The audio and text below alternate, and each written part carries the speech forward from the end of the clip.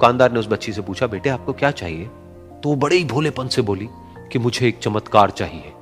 ये सुनकर के दुकानदार को कुछ समझ नहीं आया, ना ही वहां पर जो लोग थे उनको कुछ समझ में आया, और सब उसकी तरफ देखने लग गए। फिर दुकानदार ने बोला, बेटे चमत्कार तो यहां पर नहीं मिलता है। तो बच्ची को लगा कि वो उससे झूठ बोल रहा है, तो बच्ची ने कहा कि मेरी गुल्लक में बहुत पैसे हैं, आप बताओ आपको कितने पैसे चाहिए, लेकिन मैं आज यहां से चमत्कार लेकर के ही जाऊंगी। तो वहीं काउंटर पे एक और आदमी खड़ा था, उसने उस बच्ची से पूछा कि बेटे क्यों चाहिए तुमको चमत्कार? तब उस बच्ची ने अपनी कहानी बताई कि अभी कुछ दिन पहले मेरे भाई के सर में बहुत तेज दर्द हुआ, तो मेरे पापा मम्मी उसको हॉस्पिटल ले गए।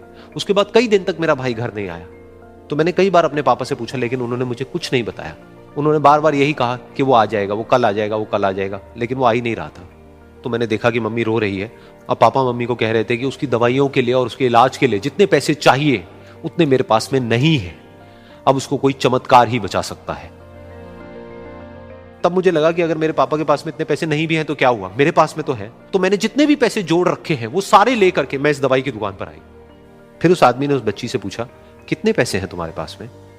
ये सुनते ही उस बच्ची ने अपनी गुल्लक उठाई, जमीन पर फेंकी और तोड़ दी, और पैसे गिनने लग गई। बाकी सब लोग खड़े होकर के उसको देख रहे थे। थोड़ी देर बाद उसने सारे पैसे अपने हाथ में इकट्ठे किए और बोली, मेरे पास में पूरे 19 रुपए हैं। वो जो आदमी वहां पर खड़ा था वो थोड़ा सा मुस्कुराया और बोला कि अरे तुम्हारे पास में तो पूरे पैसे हैं, इतने का ही तो आता है चमत्कार।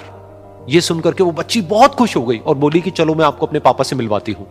बाद में पता लगा कि वो आदमी कोई आम आदमी नहीं था, बल्कि एक बहुत बड़ा न्यूरोसर्जन था, और उसने सिर्फ 19 रुपए में उसके भाई की सर्जरी करी, और कुछ ही दिन बाद वो ठीक होकर के घर वापस आ गया। फिर कुछ दिन बाद वो बच्ची, उसका भाई, उसके पापा, उसकी मम्मी, चारों एक साथ बैठे हुए थे और बात कर रहे थे। तो उसकी मम्मी ने उसके पापा से पूछा कि अब तो बता दो ये चमत्कार आपने किया कैसे? तो उन्होंने अपनी बेटी की तरफ देखा और बोले, ये चमत्कार मैंने नहीं, इसने किया है।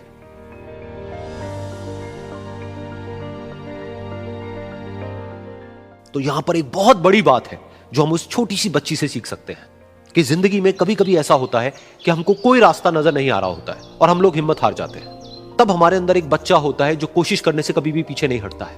वो हार मानने को तैयार नहीं होता है क्योंकि उसको ना शब्द समझ नहीं आता है। वो बच्चा जिसके लिए कुछ भी नामुमकिन नहीं है, क्योंकि वो हर हाल में कोशिश करता ही रहता है।